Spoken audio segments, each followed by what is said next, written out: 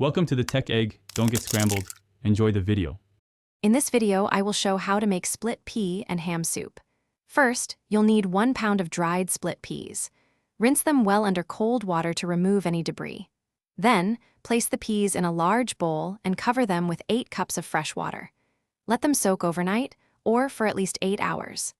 This crucial step helps the peas cook more evenly and reduces overall simmering time significantly.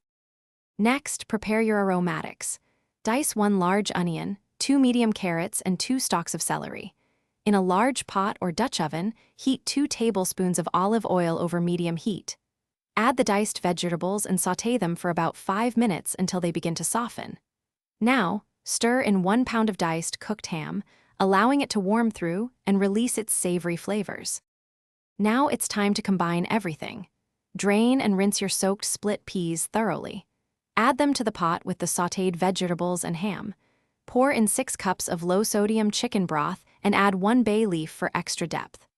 Bring the soup to a boil, then reduce the heat to low, cover, and simmer for 45 to 60 minutes, or until the peas are very tender. Once the peas are tender and the soup has thickened to your liking, remove the bay leaf. Taste and adjust the seasoning with salt and freshly ground black pepper. You might find it needs a generous pinch of both. Ladle the warm, comforting soup into bowls. Garnish with a sprinkle of fresh chopped parsley or some crunchy croutons. Serve immediately with a slice of crusty bread for a truly satisfying meal. Thanks for watching. Consider subscribing if I helped unscramble your problems.